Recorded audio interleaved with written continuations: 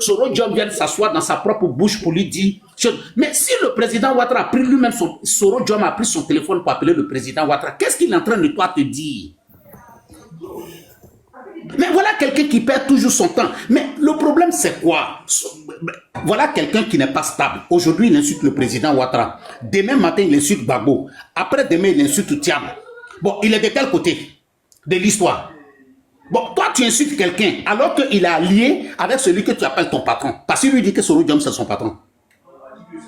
Voilà quelqu'un qui a pris son transport ici pour aller s'asseoir en Ferké parce que Soro Diom avait fait des fins d'année là-bas. Il allait rentrer dans tous les trous pour pouvoir croiser Soul pour que Soul lui trouve une chambre et organiser une rencontre avec Soro Diom. Parigo, je sais qu'il est en bas. S'il dit que c'est faux, il n'a qu'à venir dire ce que Zulu dit là, c'est faux. C'est moi qui te dis ça. Lui peut venir s'asseoir sur les panels ici pour dire ah non, comment on appelle, lui il a connu Soro Diom avant toi. De toi à moi. Lui blindé là, au niveau du pays là, blindé a milité dans quel syndicat? Il a milité dans quoi? Même militant de simple fessi n'a pas fait. Même simple militant, même association des Kramrodé à Divo, il n'a pas participé. Mais c'est lui qui va venir s'asseoir et se jouer. Moi je le dis, Amira blindé, si Amira était blindé, on n'a qu'à marcher sur crapaud. Faut pas aller marcher sur crapaud. Parce que dès que toi tu mets ton pied là sur crapaud là, lui il contourne en même temps le crapaud, il s'en va. Et puis c'est toi ce qui a resté dans le problème. Si le crapaud là doit détruire ton pied là, c'est toi ce ton pied ça a détruit. Eh ben, il veut être l'initiation de tout. Il veut se faire passer pour l'initiation de tout, alors qu'en réalité, il est le gâteur de tout. Qui pouvait imaginer qu'Amira Blindé peut venir s'asseoir pour parler de cette manière? Non, mais c'est vraiment décevant, quoi. C'est décevant, quoi.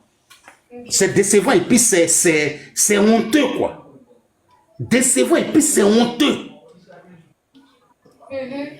Bon, lui il pense que vraiment, de toi à moi, Parigo, Wallahi Bilahi, ça dit que, admettons aujourd'hui que le président Ouattara se réconcilie, il décide de pardonner à Soro Diom, Soro rentre en Côte d'Ivoire. Lui il pense que vraiment, dans les appels téléphoniques où le président Ouattara et Soro doivent parler là, ils vont dire non, comme il y a Blindé qui est en France là, mon président, il y a des années qu'il était en train de te critiquer, je veux qu'on parle de son cas.